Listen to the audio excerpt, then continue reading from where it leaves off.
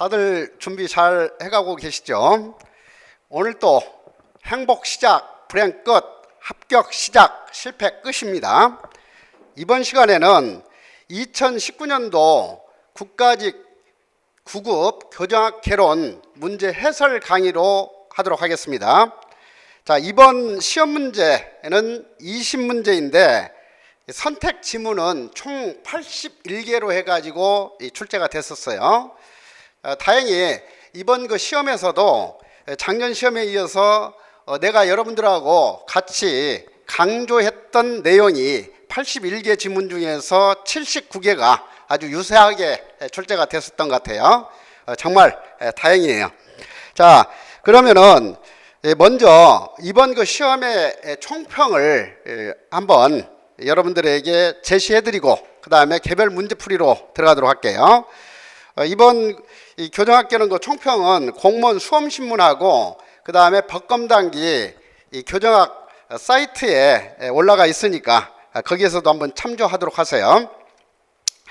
자, 이번 교정학개론 시험은 2017년 시험에 비해서는 난도가 조금 낮았고 2018년 시험에 비해 난도가 다소 높은 수준이었다. 이번 시험은 2022년부터 교정직 시험에서 교정학개론이 필수로 전환될 것을 예상하면서 출제 수준을 높이는 방향으로 경향을 잡은 것으로 보인다. 이러한 그 추세는 금년 7급 교정학 시험에서도 유지될 것으로 예측되므로 수험생들은 이에 대비하여 좀 더 이해 위주로 준비하고 법령의 해석과 적용을 위한 리걸 마인드 함양에도 노력을 기울여야 한다. 이번 시험은 법령 관련 문제는 13문제, 이론 관련 문제는 7문제이다. 이 정도의 그 출제 패턴은 통상적으로 법령 비중이 65%에서 75%의 비율인 것을 감안한다면 금년 시험에서도 큰 변동 없이 통상적인 비중이 유지된 것이다. 교정학편과 형사정책편의 범주 구분은 순수 교정학편이 12문제, 순수 형사정책편이 7문제, 양편 중첩 내용이 1문제 출제되었다. 이러한 그 영역 구분 비중도 통상적인 출제 원칙이 지켜졌다고 할 수 있다. 난도에 있어서는 하급 수준의 문제는 없었고 중급 난도의 문제가 70%, 상급 난도의 문제가 30% 출제된 것으로 분석된다. 이 시험 수준이라면 제대로 체계적으로 충분히 준비한 수험생이라면 80점에서 95점 사이의 득점을 할 것으로 예측된다. 이번 그 시험 끝나고 나나 우리 그 연구실로 연락 온 그 학생들 보니까 대부분 이제 80점에서 95점 사이에 득점을 했던 것 같아요. 그렇지만 이번 그 시험은 전체적으로 볼 때는 상당히 난도가 높았기 때문에 아마 이제 그 곧 발표가 되겠지만은 전체적인 어떤 이 평균 점수는 50점을 넘지 못할 거예요. 그렇기 때문에 이번에 80점 이상 득점한 사람들은 아주 훌륭하게 준비를 잘 한 거예요. 자, 이번 시험에서 특히 문제가 될 수 있는 것은 출제 오류 시비일 것이다. 나책형과 라책형 공이 10번 문제의 정답을 3번으로 발표했는데 2번 지문의 내용도 틀렸다고 볼 수 있으므로 정답은 2번과 3번으로 복수 정답 처리될 가능성이 높다. 자, 그렇지만은 현재까지 관례로 보면은 이렇게 이의제기를 하더라도 그때 받아들인 적은 거의 없어요. 그래가지고 결국에는 소송 가가지고 이렇게 판가름이 나는 경우가 많았었는데 이번에도 어떻게 인사혁신처에서 처리할 줄은 모르겠어요. 자, 이 문제의 2번 지문은 쉴러는 재소자의 교도관에 대한 친화성의 정도가 입소 초기와 말기에는 높고 중기에는 낮다고 하면서 교도소의 정도가 U자형 모형을 보인다고 한다. 이다. 그런데 쉴러는 교도소의 정도가 U자형 곡선 모양을 보인다고 한 것이 아니라 재소자의 교도관에 대한 친화성 정도가 다시 말하면 재소자의 교도관에 대한 친화성 정도가 U자형 모양을 보인다고 하였다. 그러므로 이 지문의 내용도 옳지 않은 것이다. 자, 이 점에 대해서는 본 필자의 편저 교재를 강의하면서 강조했던 내용이고, 슐러의 원저술 내용이나 이 이론을 소개하고 있는 이윤호 교수 교정학 2012년 박영사 출간 교재 135면을 통해서도 확인할 수 있다. 자, 이를 계기로 앞으로 교정학 개론이나 교정학 출제 시 내용의 정확성이 강화될 것이고, 오류의 내용을 기술하고 있는 교재들도 좀 더 검증 작업에 많은 노력을 기울일 것으로 보인다. 수험생들도 좀 더 사려 깊은 공부 자세를 갖출 필요가 있다. 이렇게 해가지고 총평을 했었어요. 자, 그러면은 실제 문제를 한번 풀어가면서 앞으로 시험에서 어떤 방향으로 준비를 해 나가야 할 것인지 그러한 기준을 삼도록 이렇게 해보도록 하자고요. 자, 1번 문제. 형의 집행 및 수용자의 처우에 관한 법령상 수용자에 대한 설명으로 옳지 않은 것은, 자, 이 모든 그 시험에 있어서 이 교정학과 관련해서는 이 형의 집행 및 수용자의 처우에 관한 법률 관련 문제가 약 10문제에서 12문제가 출제가 된다고 그랬죠. 자, 그래서 법령 강의 시간에서도 매우 강조했던 내용이었어요. 자, 그러면은 이번 그 문제 1번 보시면은 수용자의 교화 또는 건전한 사회복귀를 위하여 필요한 때는 혼거 수용할 수 있다. 현행법은 독거 수용을 원칙으로 하고 있기는 하지만 예외적으로 이렇게 혼거 수용할 수 있다는 규정을 두고 있죠. 자, 2번, 3번에 있어서 강조했던 것은 바로 독거 수용하게 되면은 개호상 독거 수용과 처우상 독거 수용으로 반드시 구분하면서 접근해야 된다고 했었죠. 그리고 또 특칙으로 규정하고 있는 것은 처우상 독거 수용이 아니라 오로지 개호상 독거 수용이다. 그렇기 때문에 이 처우상 독거 수용으로 해가지고 특칙 규정하고 있으면 무조건 틀린 지문으로 봐야 된다. 이렇게 강조를 했었죠. 그런데 이번에도 그와 관련된 정답 지문이 출제가 됐죠. 4번 지문. 교도관은 모든 독거 수용자를 수시로 시찰하여 건강상 또는 교화상 이상이 없는지를 살펴야 한다. 자, 이것은 시행령 제6조에서 출제가 됐죠. 그러니까 4번 지문도 역시 모든 독거 수용자를 수시로 시찰하여 건강상 또는 교화상 이상이 없는지를 살펴야 한다. 이 부분이 틀린 거죠. 교도관은 개호상 독거 수용자에 대해서만 특칙 규정을 두고 있는 거예요. 자, 2번 문제는 지역사회 교정에 관한 문제죠. 사연의 처우 내지 지역사회 교정 하게 되면은 역시 이것도 내가 강의할 때 뭐 10번 이상 강조했던 것 같아요. 주로 지역사회 교정 내지 사연의 처우에 있어서 대표적인 단점 하면은 형사사법망의 확대이다. 이렇게 했었죠. 그래서 이 형사사법망의 확대, 이것은 시설 내 처우의 단점이 아니라 사회 내 처우의 단점이다. 그리고 이것은 자주 시험에 출제되는 내용이라고 그랬었죠. 자, 그래서 이번 시험에서도 이번에 4번 지문으로 해가지고 정답 지문을 출제한 거예요. 자, 4번 지문이 사회 내 재범 가능자들을 감시하고 지도함으로써 지역사회의 안전과 보호에 기여하고 사회 통제망을 축소시키는 효과를 기대할 수 있다. 자, 그래서 사법 통제망의 축소 이 부분이 틀렸죠. 자, 그 다음에 3번 형의 집행 및 수용자 처우에 관한 법령상 기후제도에 대한 설명으로 옳지 않은 것은, 자, 이것도 이제 제가 시험 일주일 전에 마지막 총정리 강의하면서 이제 동영 모의고사로 해가지고 20문제씩 이해로 해가지고 정리를 했었죠. 그런데 이번 시험에서도 이 이해에 걸쳐서 그 출제했던 이 최종 점검 동영 모의고사 여기에서 상당히 유사한 문제들이 많이 출제가 됐었죠. 그래서 이 기후에 관해서도 이 최종 점검 족집게 모의고사 해가지고 지금 학습 자료실에 올라가 있어요. 법검 단계 출력해가지고 한번 앞으로 시험에 있어서도 잘 활용하도록 하세요.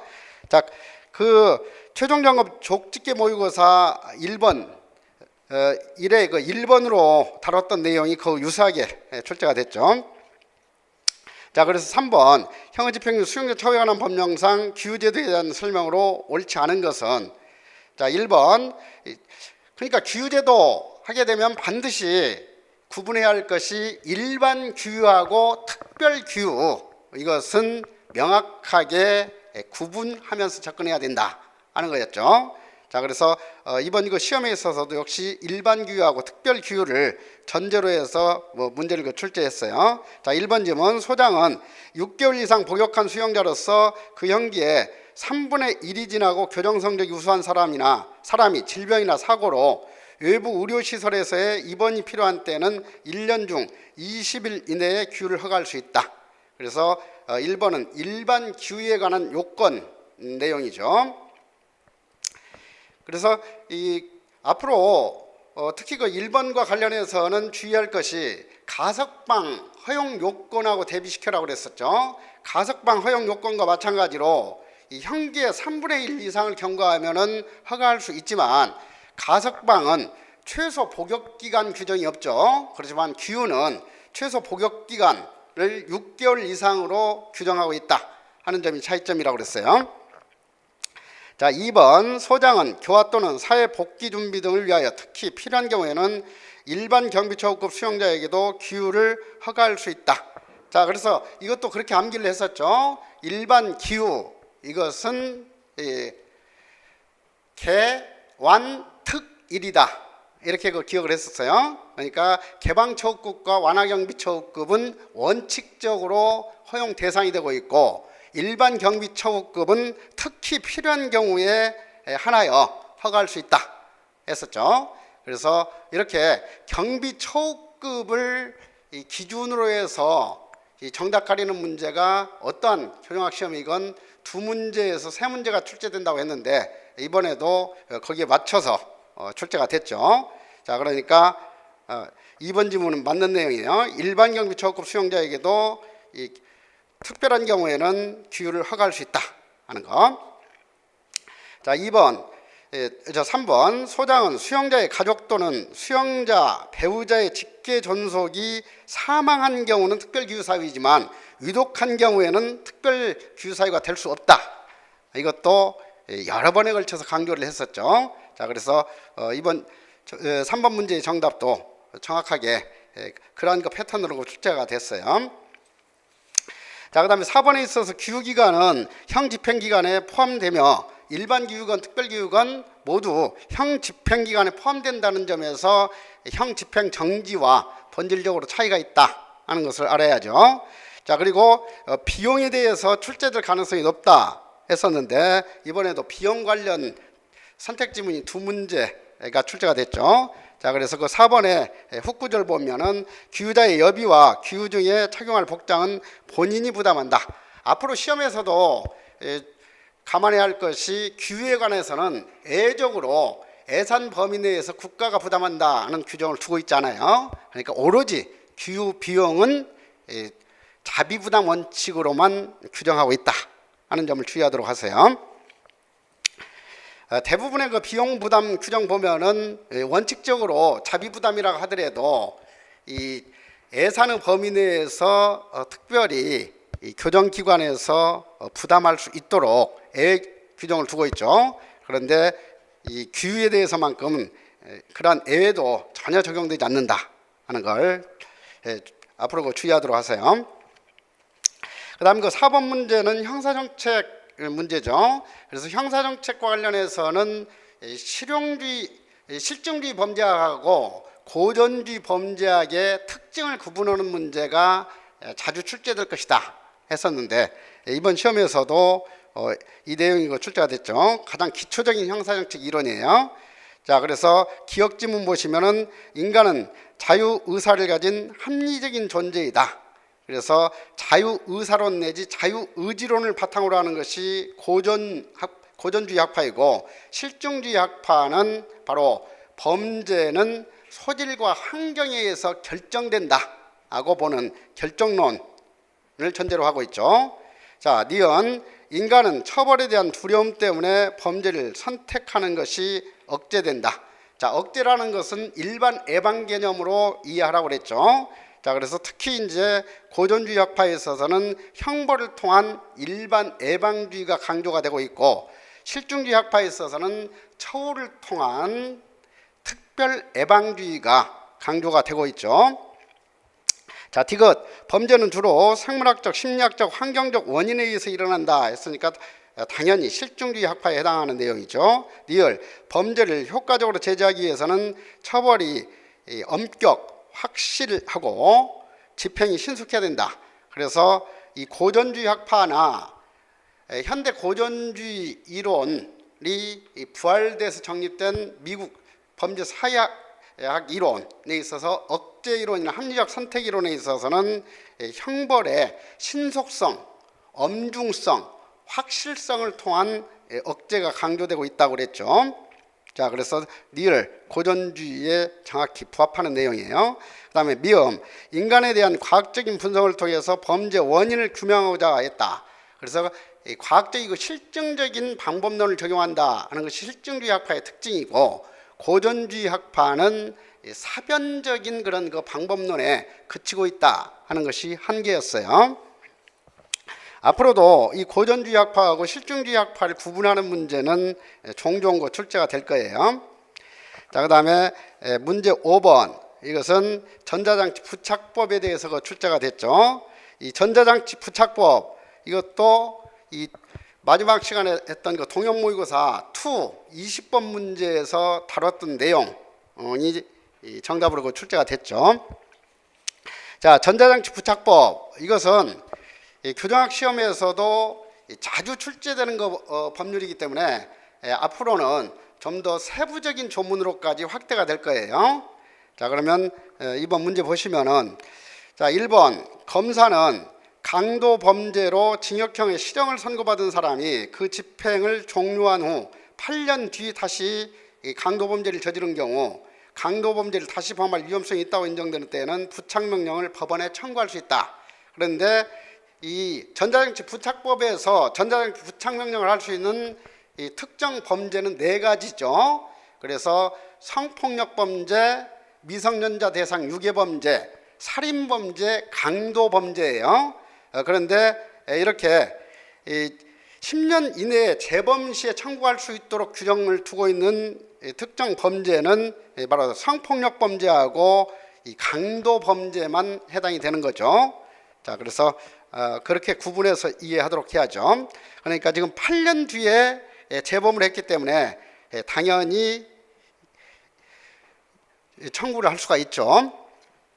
자, 그 다음에 2번, 이것도 이제 이 전자장치 피부착자가 9일간 국내 여행을 하거나 출국할 때에는 보호관찰관의 허가를 받아야 된다. 자, 그래서 이렇게 여행이나 이주할 때 허가나 신고를 해야 할 사항으로서 이 출제가 되는 것이 바로 보호관찰 대상자와 사회봉사 수강명령 대상자에 관한 내용이었죠. 자, 그래서 이것도 아주 여러 번 강조했던 내용이에요. 자, 그래서 일반적으로 보호관찰 등에 관한 법률에서 보호관찰 대상자나 사회봉사 수강명령 대상자는 30일 이상 국내에 여행을 하고자 할 때는 미리 보호관찰관에게 신고해야 한다지 허가해야 한다가 아니었어요. 허가를 받아야 한다가 아니었어요.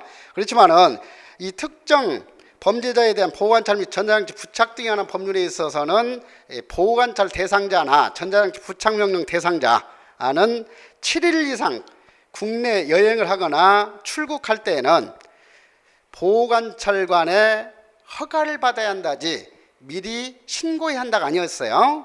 자, 그래서 이 7일 이상이니까 9일간 국내 여행을 하거나 출국할 때는 미리 보호관찰관의 허가를 받아야 한다 하는 2번 지문은 맞는 내용이죠. 그러니까 단순히 이렇게 이 법령을 암기한다고 해가지고 정답이 가려지는 문제 유형이 아니에요. 그래서 이 리걸 마인드를 가지고 해석해가지고 이것을 응용할 수 있어야 되겠어요. 자, 그래서 앞으로도 이 보호관찰 대상자나 이 사회봉사 수강명령 대상자의 여행 시 신고 내용, 이것은 가석방 대상자까지 연계시켜서 자주 출제될 내용이에요. 자, 그 다음에 3번 보호관찰소의 장 또는 피부작자 및 법정 대리인은 해당 보호관찰소를 관할하는 심사위원회에 부착명령의 가해제를 신청할 수 있으며 이 신청은 부착명령의 집행이 개시된 날로부터 3개월 경과 후에 하여야 한다. 자, 내가 이 강의를 하면서도 시험 문제 중에서 이제 숫자 가지고 정답 가리는 문제가 매 시험마다 2문제에서 3문제 정도가 출제될 것이다 했었는데, 이번에도 숫자 관련 그 선택 지문들이 여러 문제가 출제가 됐죠. 자, 그래서 앞으로도 여러분들이 공부할 때 그 관련 이거 숫자, 이것은 같은 그런 그 범주 내에 있는 것들을 서로 비교해 가지고 이렇게 기억을 해야지 무조건 그때그때 단편적으로만 암기해서는 안 된다고 그랬어요. 자, 그래서 여기서는 이 신청은 부착명령 집행이 개시된 날로부터 3개월이 경과한 후에 한다 하는 것이지 6개월이라든가 1년이 아니라는 점 주의하죠. 자, 그 다음에 4번은 가장 전형적인 내용인데 정답 지문으로 출제가 됐죠. 19세 미만자에 대해서 전자장치 부착명령은 선고할 수 없다 했기 때문에 틀렸죠. 선고할 수는 있지만 19세 미만자에 대해서는 19세가 된 때부터 집행할 수 있다, 이렇게 기억을 하고 있죠. 자, 이거다가 이제 반드시 대비시켜야 할 것이 바로 이 성도착증 환자에 대한 약물 치료 명령하고 신상 공개 고지 명령, 이것은 19세 미만자에 대해서는 아예 청구할 수가 없다 하는 점이었죠. 그러니까 이 신상 공개 명령이나 약물 치료 명령, 이것은 19세 미만자에게 선고할 수 없다 하면 맞는 내용이에요. 그렇지만은 이 전자장치 부착 명령은 19세 미만자에게는 선고할 수 있다가 맞는 거죠. 자, 이것은 앞으로도 자주 출제될 내용이니까 확실하게 이해하도록 하세요. 자, 6번 소년법 하게 되면 매 시험마다 앞으로도 한 문제에서 2문제가 출제가 될 거예요. 자, 이번에도 이제 소년법하고 이 보호소년법에서 각각 한 문제 해가지고 2문제가 출제가 됐었죠. 자, 6번, 1번 소년법상 형사사건 처리에 대한 설명으로 옳은 것은, 자, 1번 검사가 소년 피의 사건에 대해서 소년부 송치 결정을 한 경우에는 소년을 구금하고 있는 시설의 장 또는 검사의 이송 지휘를 받은 때부터 법원 소년부가 있는 시군에서는 12시간 이내가 아니라 24시간 이내죠. 그리고 이 법원 소년부가 없는 시군에서는 48시간 이내에 소년부에 인도해야 된다 하는 거죠. 그래서 이것은 이제 소년법 제52조에서 출제가 됐는데, 법령집은 39페이지, 2019년 심판은 49페이지니까 확인해 보도록 하세요. 자, 그 다음에 2번 이 소년 보호 사건, 그러니까 지금 소년법과 관련해서는 반드시 가장 기초적으로 구분해야 할 것이 형사 사건에 관한 문제인지 보호 사건에 관한 문제인지를 잘 구분하면서 풀어야 된다고 그랬어요. 그러니까 이 보호 사건과 형사 사건, 그래서 보호 사건과 관련해서는 소년법 32조에서 33조까지가 가장 출제 빈도가 높은 조문이죠. 그리고 형사사건과 관련해서는 그 특칙 조항이 몇 조문이 되지 않기 때문에 그 특칙 조문 전체가 자주 출제될 수밖에 없어요. 자, 그러니까 그 소년법상 형사사건의 특칙 조문, 이것은 확실하게 세부적으로 기억하도록 하세요. 자, 그래서 2번 지문 보면 소년 보호 사건에서 소년부 판사는 사건의 조사 또는 심리에 필요하다고 인정하면 기일을 지정하여 사건 본인이나 보호자 또는 참고인을 소환할 수 있으며, 사건 본인이나 보호자가 정당한 이유 없이 소환에 응하지 않으면 소년부 판사는 동행영장을 발부할 수 있다. 정확히 맞는 내용이죠. 그래서 여기에서 주의할 것은 그 점이죠. 그러니까 사건 본인이나 보호자가 정당한 이유 없이 소환에 응하지 아니하면 소년부 판사는 동행영장을 발부할 수 있다. 이지만 참고인에 대해서는 소환은 할 수 있지만 동행영장은 발부할 수 없다 하는 점이에요. 이것은 앞으로도 그렇게 변형시켜서 그 출제가 될 사항이니까 확실하게 알아두시도록 하세요. 그 다음에 3번 보호처분이 계속 중일 때 사건 본인에 대해서 유죄 판결이 확정된 경우에는 보호처분을 한 소년부 판사는 결정으로서 보호처분을 취소해야 한다냐, 취소할 수 있다냐, 이걸 구분하라고 그랬는데, 자, 이것은 역시 취소할 수 있다, 의무적 취소로 규정하고 있는 거지 취소해야 한다가 아니죠. 자, 그래서 이것하고 대비시켜야 할 것이 바로 이 보호처분 받은 자에 대해서 또다시 새로운 보호처분이 이루어졌을 때에는 이 소년부 판사는 둘 중에 어느 하나를 반드시 취소해야 한다죠. 자, 그래서 그 두 조문이 자주 출제가 되는 내용이니까 반드시 그렇게 대비시켜서 기억을 하도록 하세요. 자, 그 다음에 4번에 있어서 죄를 범할 당시 19세 미만, 자, 19세 미만이냐 18세 미만이냐, 그래서 이 소년법상 그 특칙으로 규정하고 있는 것은 18세 미만 소년에 대해서는 사형, 무기형, 환형 처분을 부과할 수 없다였죠. 그러니까 소년법에서도 사형, 무기형을 인정하고 있다가 맞는 거지, 이 소년법에서는 사형, 무기형 제도를 인정하고 있지 않다 하면 틀린다는 점을 주의하라고 그랬었어요. 자, 그래서 이번 그 문제에서는 연령 가지고 정답 가리도록 했죠. 그러니까 19세 미만이 아니라 18세 미만.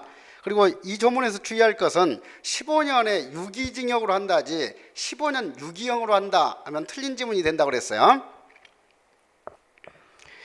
자, 그 다음에 7번 낙인이론. 자, 형사정책 부분에 있어서 범죄 원인론 하게 되면은 생물학적 원인론, 심리학적 원인론, 사회적 원인론 이렇게 구분이 되는데, 이 교정학 형사정책 시험에서는 이 생물학적 원인론이나 심리학적 원인론은 출제될 가능성이 거의 없죠. 그렇기 때문에 저는 아예 기본 교재나 문제집에서 그 부분은 배제를 시켰어요. 자, 그렇기 때문에 앞으로 시험 준비할 때도 역시 미국 범죄사약 이론을 집중적으로 준비를 해 나가도록 해야 돼요. 자, 이번 시험에서는 낙인 이론이 출제가 됐는데, 이것은 이제 쉽게 풀었은 형사정책 140페이지에서 상세히 정리한 내용으로 출제가 됐어요. 자, 낙인 이론 하게 되면은 낙인 이론의 효시로 볼 수 있는 학자가 탄넨바움이죠. 그래서 탄넨바움은 아그 극화 개념을 통해서 상습범화 과정을 분석을 했다 하는 것. 그 다음에 이제 두 번째가 낙인 이론의 아버지로 평가받고 있는 네머트는 1차적 일탈과 2차적 일탈 개념을 구분했다 하는 점을 중시하라고 그랬죠. 그 다음에 세 번째 학자로서 베커는 동시적 모델을 비판하고 단계적 모델을 제시했고, 전과자라는 주의는 사회생활 하는 데 있어서 가장 강력한 영향을 미치기 때문에 전과자라는 주의를 함부로 부여해서는 안 된다 해가지고 이 주주의 내지는 대표주의로서의 이 전과자의 문제, 이것을 강조했던 학자다 이렇게 구분하라고 그랬죠. 그 다음에 이제 슈어 하게 되면은 외부적인 낙인보다는 자아 낙인의 중요성을 강조를 했었고, 그리고 형사사법 절차의 문제점을 지적하기 위해서 눈덩이 효과 가설을 제시하고, 거기에 대한 대책으로서 급진적 불개입주의, 즉 비범죄를 강조했던 것이 특징이다 하고 했었어요. 그래서 그 비범죄를 강조하기 위해서 바로 슈어는 피해자 없는 범죄 개념을 제시했다. 자, 그렇게 해서 정리를 했었죠. 자, 그런데 이번 시험에 있어서는 바로 그 2번 지문, 사람에게 범죄적인 낙인이 일단 적용되면 그 낙인이 다른 사회적 주의나 신분을 압도하게 되기 때문에 일탈자로서 신분이 그 사람의 주지의로 인식된다고 했다. 자, 그래서 이것은 슈어가 아니라 당연히 이 백허에 관련된 내용이기 때문에 틀린 지문이 된 거죠. 자, 앞으로도 이 미국 범죄사약 이론 공부할 때는 학설하고 주장한 학자를 뒤바꾸는 그런 함정 문제가 자주 출제될 것이니까 그 부분에서는 학자 이름도 확실하게 기억을 해야 돼요. 뭐 다른 부분에 있어서 학자 이름, 이것은 학자 이름 가지고 정답으로 출제를 사항들은 그렇게 많지가 않으니까 그런 것들도 이제 구분해 가지고 모든 학자 이름을 이렇게 일일이 암기하려고 할 필요는 없을 거예요. 자, 그다음에 그 8번 문제, 7번에 4번 문제도 한번 보고 넘어갈까요? 백허는 금지되는 행동에 대한 사회적 반응이 2차적 일탈을 부추길 뿐만 아니라 사회 집단이 만든 규율을 특정인이 위반한 경우에 이방인, 아웃사이더로 낙인 찍음으로써 일탈을 창조한다고 하였다. 백허의 대표적인 저술이 바로 아웃사이더스. 나는 뭐 이것을 이제 구계자로 번역해 가지고 교재에 번역을 사용했는데 여기서는 이방인으로 했네요. 자, 아무튼 아웃사이더스. 형벌로서 이제 처벌하게 되면은 전과자가 돼 가지고 일반적인 주류 사회에서는 배제가 된다. 그렇기 때문에 지하 집단에 들어가 가지고 이 상습적으로 범죄를 할 수밖에 없다 하는 것이 핵심 내용이죠. 그래서 이 전과자가 되게 되면 아웃사이더가 되기 때문에 전과자라는 주의를 함부로 부여해서는 안 된다 하는 것이 백허의 주장 내용이었어요. 자, 8번 형의 집행 및 수용자 처우에 관한 법령상 수용자의 분류 심사에 대한 설명. 자, 분류 심사 이것도 이제 출제가 잘 되는 영역이죠. 자, 1번에 있어서 법무부 장관은 분류 심사를 전담하는 교정시설을 지정 운영하는 경우에는 지방 교정청별로 2개소 이상이 아니라 1개소 이상이 되도록 해야 된다가 맞죠. 그 다음에 2번 개별체육 계획 수립하기 위한 분류심사는 매월 초일부터 말일까지 형집행주의에서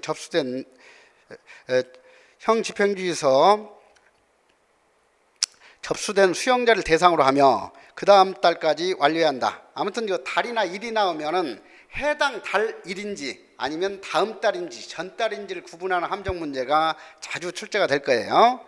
자, 그래서 그 점 주의하라고 했는데 여기에서는 그 다음 달까지 완료해야 한다고 했기 때문에 정확히 맞는 내용이죠. 자, 그래서 2번 지문이 맞는 정답이고요. 자, 3번 소장은 분류 심사를 위하여 수용자와 그 가족을 대상으로 상담 등을 통해 수용자 신상에 관한 개별 사안의 조사, 심리, 지능, 적성 그 밖에 필요한 검사를 할 수 있다. 그런데 수용자를 그 대상으로 하는 것이지 그 가족까지 대상으로 검사할 수 있다는 것은 아니죠. 자, 그래서 이것도 상당히 차원 높은 함정 유형이에요. 자, 수형자만을 대상으로 하는 것이지 그 가족이 포함되면은 틀린 내용이다 하는 거. 자, 그다음에 4번에 있어서도 역시 이 3개월 미만인 사람이 분류심사 제외자인데 6개월 미만으로 해가지고 틀린 지문이죠. 자, 그래서 3개월 미만인 사람 또는 구류형이 확정된 사람에 대해서는 분류심사를 하지 아니한다. 앞으로 시험에 있어서는 이 부분에서 이제 3개월은 맞게 하면서 3개월 미만인 사람 또는 뉴욕장 유치명령을 받은 사람에 대해서는 분류심사를 하지 아니한다. 이렇게 바꿔서 함정 패턴이 만들어질 거예요. 자, 그래서 그걸 감안하도록 하시고요. 9번 수용자 분류에 대한 설명으로 옳지 않은 것은 했는데 이것은 좀 1번 지문과 2번 지문이 생소할 수는 있죠. 자, 그런데 오늘날 심리 검사 방법으로서 전 세계적으로 가장 널리 활용되고 있는 방법이 MMPI 방식, 즉 미네소타 다면적 인성검사법이에요. 자, 그래서 이 미네소타 다면적 인성검사법 이것은 이제 이 전문가가 아니더라도 이 교도관 여러분들도 이 방법은 적용할 수 있죠. 자, 그래서 이 일반 교도소에서도 가장 널리 활용되고 있는 것이 MMPI 방식이다 하는 것. 그래서 MMPI 방식 이것은 좀 기억할 필요가 있어요. 그 다음에 그 2번에 있어서 이 대인적 성숙도 검사 I 레벨 검사죠. 그래서 I 레벨 검사는 수용자를 지적 능력에 따라서 분류하기 위해 사용하는 도구로서 전문가의 도움 없이 교도관들이 분류 심사에 활용할 수 있어 비용이 적게 든다는 장점이 있다. 그런데 이 대인적 성숙도 검사, 즉 I 레벨 검사, 이것은 전문가만이 할 수 있는 방법이고 또 전문가를 채용해 가지고 이 방법을 적용해야 되기 때문에 비용도 MMPI 방식에 비해서 많이 든다 하는 것이 단점이죠. 자, 그런데 지금 1번과 2번 지문, 이것은 생소한 그 지문으로서 변별력 차원에서 출제한 내용이에요.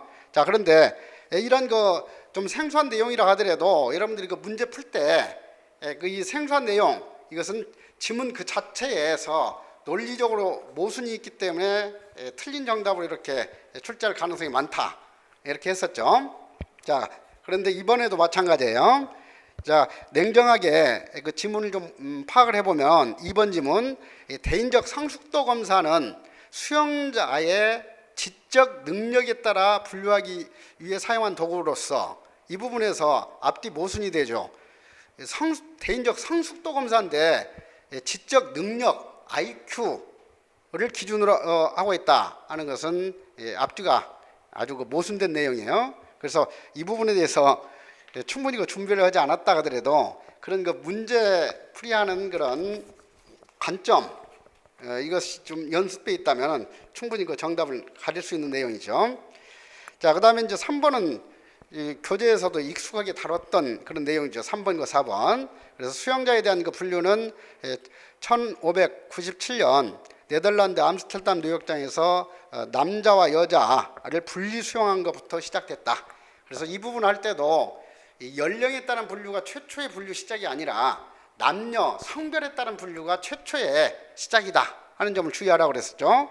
그렇기 때문에 3번 내용은 확실히 맞는다는 것을 누구나 알았을 것이고, 그 다음에 이제 4번에 있어서 우리나라에 있어서 이 분류 사상이 최초로 도입된 것은 갑오개혁 이후에 바로 이 징역 규칙과 징역 세칙에 의해서 이 징역표가 제정되면서부터라고 그랬죠. 그래서 징역표와 관련해서도 강조를 했었어요. 그러니까 이 징역표에 있어서는 이 재소자를 4종류로 구분했고, 그 다음에 누진 등급을 5등급으로 구분했다 하는 것은 앞으로도 출제될 내용이니까 그 점만큼은 확실히 기억을 해 두시도록 하세요. 징역표가 우리나라에 있어서 분류제의 시작이다 하는 거. 자, 그 다음에 10번에 있어서 이게 지금 이제기가 된 문제고 출제가 오류가 있었던 문제예요. 자, 그래서 이것도 이제 이 동영 모의고사 4번으로 다뤘던 내용이에요. 그래서 나하고 같이 준비했던 사람들은 이 문제는 대부분 그 정답 3번으로 이렇게 했었는데, 정확히 말하면 2번 지문도 틀린 내용이다 하는 것을 설명을 했었죠. 자, 1번 클레머는 수용기간이 장기화될수록 재소자의 교도소화는 강화된다고 하였다. 그러니까 이 수용기간과 교도소화의 정도는 비례관계에 있다 하는 것이 클레머의 주장이고, 이것에 대해서 이제 검증을 해가지고 비판했던 사람이 슐러였죠. 그래서 2번 슐러는 재소자의 교도관에 대한 친화성의 정도가 입소 초기와 말기에는 높고 중기에는 낮다고 하면서 교도소화의 정도가 U자형 곡선 모양을 보인다고 한다. 이것이 이제 틀린 거죠. 자, 그래서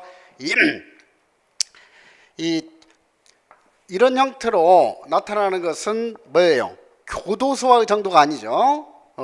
바로 이 재소자가 교도관에 대해서 이제 이 친밀성을 보이는 정도, 이것이 입소 초기에는 높고, 다시 말하면은 교도소화의 정도는 입소 초기에는 낮죠. 그러니까 이 빨간 선으로 하는 것이 교도소화 정도에 관한 도형이에요. 자, 그 다음에 이제 이 중기가 되면은 서서히 이제 이 개기기 시작해가지고 교도소 내에 그런 이 하위 문화에 오염이 되는 정도가 가장 심하다 하는 거죠. 그리고 이 말기가 되면은 이제 뭐 군대에서 제대할 때 떨어지는 낙엽도 주의하듯이 내가 이렇게 비교를 했었죠.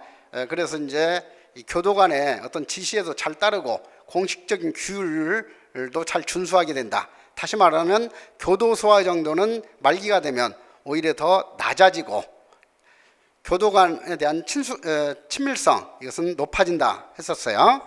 자, 그래서 그 점을 구분했었는데 이것이 출제하시는 분이 착각을 했던 것 같아요. 자, 그래서 10번, 2번 내용 이것도 교도소화 정도가 U자형 곡선 모형을 보인다고 했기 때문에 틀렸고 바로 이 2번 지문 이것을 이제 친교도관적인 태도가 U자형 곡선 모형을 보인다 하면은 맞는 내용이 되는 거예요. 그 다음에 그 3번 서덜랜드와 크래시는 제소자의 부문화나 부차문화나 하위문화나 같은 개념이라고 그랬어요. 자, 그래서 이 범죄지향적 하위문화, 수형지향적 하위문화, 합법지향적 하위문화로 구분했던 사람이 서덜랜드와 크래시다. 그리고 이것하고 비교해서 설명했던 것이 바로 일반적인 하위문화를 세 가지 유형으로 구분했던 사람이 클로드와 월린이다. 그래서 클로드와 월린은 범죄적 하위문화, 갈등적 하위문화, 도피적 하위문화 세 종류로 하위문화를 구분했던 것하고 반드시 그 대비시켜라고 그랬었죠. 자, 그리고 이제 이 세 가지 교도소 하위문화 중에서 특히 이제 가장 약삭 빠르게 행동하는 그런 이것이 수형지향적 하위문화고, 수형지향적 하위문화가 바로 재범률이 가장 높고 교도소화 정도가 가장 심하고 빠르다고 했었죠. 자, 그래서 이것도 시험 일주일 전에 강조해서 다뤘던 그런 문제였어요.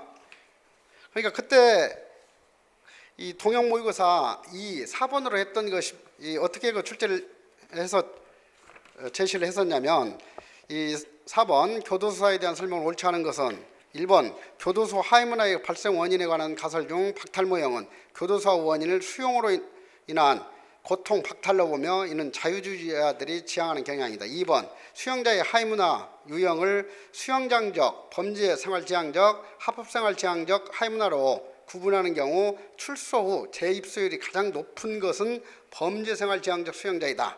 이렇게 해가지고 다뤘었던 건데 바로 유사하게 곧바로 출제가 됐었죠. 그래서 10번 이것은 3번 지문 정확히 맞는 내용이고요. 그 다음에 4번에 있어서 그 10번에 4번 슈렉은 제소자의 역할 유형을 고지식한 자, 이렇게 우리나라 교재에서는 대부분 번역하고 있는데 고지식자 하게 되면 지식이 높은 자 이렇게 착각할 수가 있어요. 그런데 이것은 고지식한 사람을 말하는 거지 지식이 높은 사람을 말하는 게 아니죠.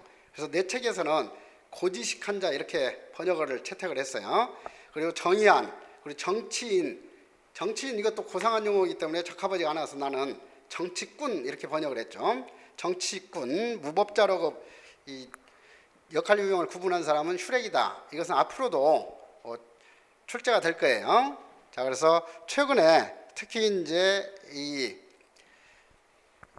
교도소 문화에 대해서 출제가 될 가능성이 많기 때문에 앞으로 이제 이 교도소화라든가 교도소의 하위 문화에 대해서는 확실하게 정리를 하고, 그 다음에 슈렉의 그 역할 유형 이런 부분들 앞으로도 이 출제 가능성이 높은 그런 영역이에요.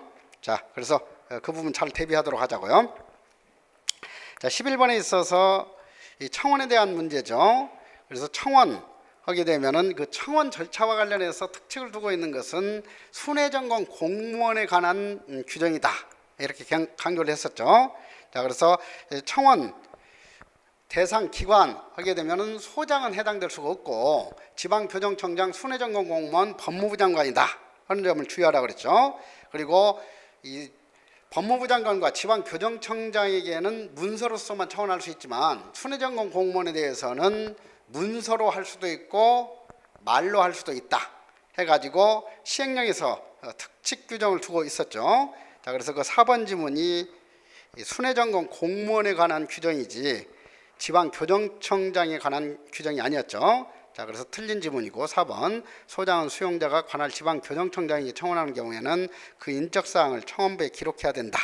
자, 그래서 이 시행령 규정과 관련해서도 앞으로 주의할 것은 뭐냐 하게 되면은 바로 인적사항을 기록해야 할 사람은 청원부에 인적사항을 기록해야 할 사람은 소장이고 그 다음에 순회점검 공무원은 청원부에 청원서가 아니라 청원부죠. 청원부에 말로 청원했을 때 그 취지를 기록해야 된다 하는 것, 그 요지를 기록해야 된다 하는 거죠. 자, 그래서 뭐 소장이 이 청원부에 그 요지를 기록해야 된다 이렇게 함정을 유도할 거니까 그 점 주의하도록 하세요. 그 다음에 12번에 있어서도 역시 동형 모의고사 2 8번에서 강조했었던 내용인데 아무튼 외부와 그 교통 제도와 관련해서 접견, 서신수수, 전화통화 이 세 가지 중에서 특히 서신에 관한 규정들이 헷갈리기가 쉬우니까 최종 정리 잘하라 했었던 건데 자, 그래서 12번에 있어서도 서신과 전화통화에 대한 설명을 옳은 것은 그래서 1번 소장은 처우 등급이 중경비 시설 수용 대상인 수용자가 변호사 외의자에게 서신을 보내는 경우 법령에 따라 금지된 물품이 들어있는지 확인을 위하여 필요한 경우에는 서신을 봉함하지 않은 상태로 제출하게 해야 된다. 정확히 맞는 내용이죠. 자, 그다음에 2번 소장은 형집행법에 의하여 발신 또는 수신이 금지된 서신은 수용자에게 그 사실을 알린 후 즉시 폐기해야 된다. 자, 그래서 폐기 원칙이냐 영치 원칙이냐를 구분하라고 그랬죠. 자, 그래서 이 금지된 물품 이런 것은 폐기 원칙이지 영치 원칙이 아니고 그 다음에 집필한 문서와 서신 이것은 이 영치가 원칙이지 폐기 원칙이 아니다 하는 점을 대비시켜야 돼요. 자, 역시 여기에 있어서 폐기해야 한다 해서 틀렸고 그 다음에 3번 수용자가 허가를 받아 교정시설 외부에 있는 사람과 전화통화를 하는 경우 자, 접견과 전화통화의 그 대상은 외부에 있는 사람이지 다른 사람이 아니라는 점을 주의하라고 그랬죠. 그런데 서신수수의 대상은 외부에 있는 사람이지 다른 사람이 아니다 하는 것을 항상 주의하도록 하세요. 자, 그래서 전화통화니까 그 3번 지문에 있어서 외부에 있는 사람이니까 그 부분은 맞았죠. 외부에 있는 사람과 전화통화를 할 수 있는 경우 소장은 통화 내용을 청취 또는 녹음을 해야 한다. 그런데 청취 녹음 이것은 조건으로 붙일 수 있다지 필요적 규정이 아니죠. 자, 그래서 틀렸고 4번 수용자가 외부에 있는 사람과 전화통화를 하는 경우는 전화통화 요금은 소장이 예산의 범위에서 부담하되 자, 그래서 전화통화 요금은 자기 부담 원칙이라는 점을 강조를 했었죠. 자, 다만 교정 성적이 양호한 수용자나 영치금이 없는 수용자에 대해서는 예산의 범위 내에서 교정시설에서 요금을 부담할 수 있다는 예외는 인정되고 있다고 그랬어요. 자, 그래서 앞으로도 이 비용 부담과 관련된 그 조문들은 자주 그 출제가 될 거니까 확실하게 잘 대비하도록 하세요. 그다음에 그 13번에 있어서 브룸스타인의 과밀 수용 해소 전략 5가지 이것은 뭐 종종 그 출제되는 내용이죠. 그래서 13번 예시된 내용 이것은 바로 수용인구 감소 전략과 관련해서 정문 전략과 후문 전략을 구분하는 문제죠. 그러니까 사연의 처우로 전환한다 하는 것은 아예 이 들어갈 때부터 가능하면은 이 시설 내 처우에 들어가는 사람을 최소한도로 줄여야 된다 하는 거죠. 그 다음에 이제 후문 전략 하게 되면은 만기가 되지 않았다 하더라도 될 수 있으면 빨리빨리 내보내야 된다 하는 거예요. 그래서 나는 이 정문 전략을 입소 억제 전략 이렇게 번역하고 있고 후문 전략은 출소 촉진 전략 이렇게 번역을 해가지고 교재를 집필했어요. 자, 그래서 사연의 처우로 전환하는 거니까 당연히 3번 정문 정책이죠. 그다음에 그 14번에 있어서 이 민영교도소법 이것도 이 동형 모의고사 그러니까 지금 뭐 이것은 내가 그 동형 모의고사로 했는데 똑같이 일주일 전에 내가 그 법검단기 내 사이트 학습 자료실에 올렸으니까 그것도 한번 참조를 해보세요. 거기에서 이 동형 모의고사 2 17번 4번으로 출제했던 내용인데 여기에서 똑같이 그 내용 가지고 정답으로 출제를 했어요.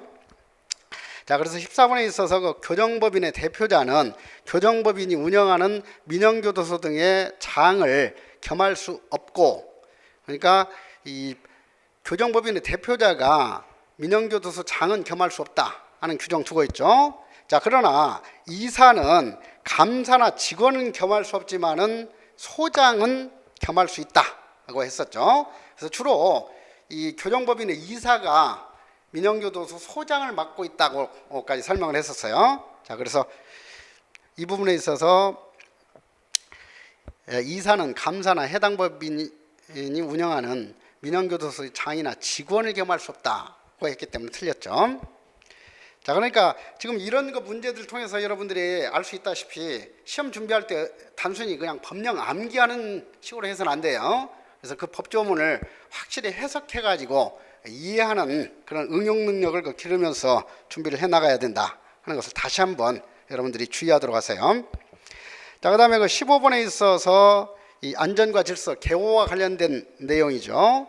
자, 그래서 그 니은지문 보시면은 교도관이 자살, 자해, 도주, 폭행, 선계 그 밖에, 자, 그래서 특히 이제 이 안전과 질서와 관련해서는 특히 보호실하고 진정실 구분하는 문제 출제 잘 되고, 그 다음에 이제 이 사용 요건에 대해서는 무기 사용 요건에 관한 규정이 출제가 잘 된다고 했었죠. 자, 그런데 이번에도 그러한 그 출제 패턴에 맞춰서 출제가 됐어요. 자, 그러면 틀린 이 안전과 질서에 대한 설명을 옳은 것을 고르면 했기 때문에 니은디귿이 옳은 지문이고, 그 기억이 틀렸죠. 소장은 수용자가 자살 또는 자해 우려가 있을 때에는 의무관의 의견을 고려하여 진정실에 수용할 수 있다. 당연히 진정실, 이것은 일시적으로 흥분해가지고 발악할 때 단기적으로 하는 조치가 진정실 수용이고, 그 다음에 이처럼 자살, 자해 우려라든가 질병 등이 있을 때 장기간 보호해야 할 때는 보호실 수용이라고 그랬죠. 자, 이번 시험에서도 이렇게 진정실, 보호실을 헷갈리도록 하는 함정 문제가 출제가 됐어요. 앞으로도 그 점 주의하시고요.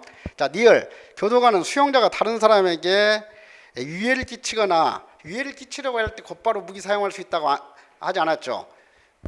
무기 사용은 아주 치명적이기 때문에 바로 중대한 위해를 끼치거나 끼치려고 하고, 그 다음에 그 사태가 위급할 때만 사용할 수 있다는 점 주의하라고 그랬어요. 자, 그래서 앞으로도 그 사용 사유와 관련해서는 무기 사용 사유, 사용 요건에 대해서는 자주 그 출제가 될 거고, 그리고 확실하게 그 엄중성, 엄격하게 제한해야 된다 하는 점을 주의하도록 하세요.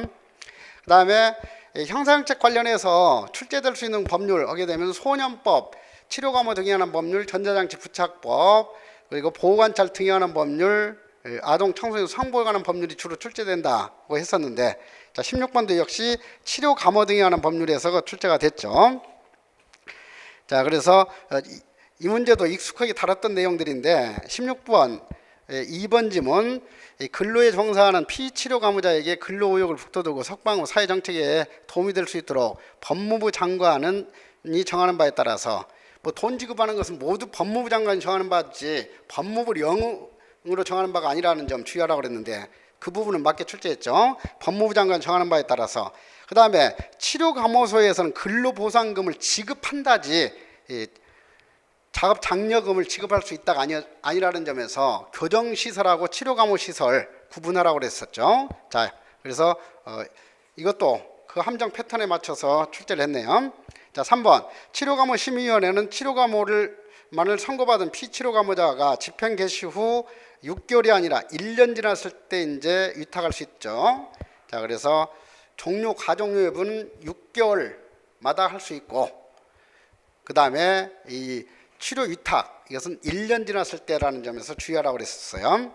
자, 그 다음에 4번에 있어서 이 살인죄를 범한 자의 치료감호 기간 연장하는 신청에 대한 검사는 검사의 청구는 치료감호 또는 치료감호 연장된 기간이 종료 후 6개월 전까지 해야 한다 하는 건 3개월이 아니죠. 그 다음에 이제 이 교도작업법 17번 문제, 이것도 익숙하게 다뤘던 내용에서 그 출제가 됐죠. 자, 그래서 1번 소장은 민간기업과 처음 교도작업에 대한 계약을 할 때에는 지방교정청장이 나오면 대부분 틀린 지문으로 출제된다고 그랬죠. 근데 이번 시험에서도 마찬가지예요. 그래서 내가 한 번에 오해독 교정학 OX 총정리 179페이지에서도 그 10가지 지방교정청장의 관장 사무, 이것을 여러 번 강조를 했었죠. 강의 때도 강조했고, 한 번에 오해독 교정학 OX 총정리 가지고 심화학습할 때도 강조했던 내용이에요. 자, 그래서 앞으로도 이 지방교정청장이 관장하는 그 사무, 이것은 10가지밖에 되지 않기 때문에 출제가 된다면 대부분 틀린 지문으로 출제될 것이다 하는 점을 염두에 두시도록 하세요. 자, 그래서 17번의 1번도 역시 법무부 장관 승인이지 지방교정청장의 승인이 아니죠. 지방교정청장은 재계약할 경우에 승인권자이다, 이렇게 정리를 하셔야 돼요. 자, 그 다음에 18번에 있어서 벌금, 과료. 자, 형벌론에서 한 문제, 보안처분론에서 한 문제가 출제되는 것이 일반적이라고 그랬는데, 이번 시험에서는 형벌론에서 벌금형과 관련해서 출제를 했죠. 자, 이것도 특히 내가 강조하면서 주의하는 사항에서 출제가 됐어요. 자, 18번의 2번 지문, 벌금과 과료는 판결 확정일로부터 30일 내에 납입해야 한다. 단 벌금은 이 선고할 때에 동시에 그 금액을 완납할 때까지 의역장 유치할 것을 명할 수 있지만, 과료는 이 단서 규정이 적용될 수 없다 하는 점을 강조를 했었죠. 자, 그래서 이번 시험에서도 벌금 또는 과료를 선고할 때는 동시에 그 금액을 완납할 때까지 노역장에 유치할 것을 명할 수 있다고 했기 때문에 틀린 지문이 된 거죠. 자, 그 다음에 3번 지문, 이것은 앞으로도 자주 출제될 내용이니까 다시 한번 확실하게 구분하도록 하시고요. 그 다음에 4번에 있어서 노역장 유치의 한기간, 이것은 벌금형이건 과료건 1일 이상이지 1월 이상이 아니라는 점 주의하라고 그랬죠. 그러니까 벌금형, 이것은 뭐 1월 이상 3년 미만의 기간 노역장 유치 명령을 할 수 있다, 이런 함정으로 출제가 잘 되니까 벌금도 역시 1월 이상이 아니라 1월 이상 3년 이하가 아니라 1일 이상 3년 이하다 하는 점을 항상 주의하도록 하세요. 그 다음에 19번 보호소년법에서 그 출제된 내용이죠. 자, 그래서 이 보호소년법도 1번, 2번, 3번 지문은 특히 출제 가능성이 높은 조문들이니까 반복해서 준비를 하라고 했었죠. 앞으로도 마찬가지예요. 자, 4번 지문, 소년 원장은 미성년자인 보호소년이 친권자나 후견인이 없거나 있어도 그 권리를 행사할 수 없을 때에는 법원의 허가를 받아서 적당한 자로 하여금 그 보호소년을 위하여 친권자나 후견인의 직무를 행사하도록 해야 된다. 자, 이 경우에도 이제 원장이 이 친권 행사나 후견인 역할을 할 수 있는 것이지 적당한 자로 하여금 하게 할 수는 없어요. 자, 그래서 그 내용 가지고 틀린 내용으로 출제를 했죠. 앞으로도 이 보호소년법, 이것은 자주 출제되는 법률이니까 좀 더 세부적인 그런 조문들까지 이해 이주로 확실하게 파악하도록 하세요. 자, 그다음에 이제 20번에 있어서 이 바톨라스와 소년 교정 모형, 이것은 이 교정학 편하고 형사정책 편이 중첩되는 그런 내용이에요. 자, 그래서 이것도 이제 종종 출제됐던 내용이죠. 자, 그래서 바톨라스가 구분했던 소전 교정 모형 하게 되면은 거기 보기 2에 나와 있듯이 의료 모형과 적응 내지 조정 모형, 범죄 통제 모형, 최소 제한 모형으로 분류를 했었고, 의료 모형, 이것은 생물학적 결정론의 바탕을 둔 그런 처우 중심 모형이라고 그랬죠. 그 다음에 적응 모형, 이것은 이 자유의지론과 결정론을 절충한 그런 입장이다 하는 것을 강조를 했었어요. 자, 그 다음에 범죄 통제 모델, 이것은 성인 범죄자처럼 소년 범죄자에 대해서도 형벌로서 강력하게 대처해야 된다는 강경 대응 전략을 주장하는 내용이다고 했었죠. 그리고 최소 제한 모델, 이것은 낙인 이론가들이 특히 낙인 효과 방지를 위해서 불개비해야 된다 하는 것을 강조했던 모델이었죠. 자, 그래서 20번에 2번 지문이 쉽게 정답으로 가려지는 내용이에요. 자, 뭐 이렇게 이 기출문제 풀이하는 것은 앞으로 그 시험 준비를 할 때 어떠한 방향에서 가장 효율적으로 적합하게 시간을 활용할 것이냐, 이것과 관련되는 거니까 오늘 이 문제풀이 한 내용 가지고 여러분들이 잘 활용하도록 하세요. 자, 오늘 또 수고 많으셨고 앞으로 나머지 시험 반드시 합격 이루도록 하자고요. 수고 많았어요.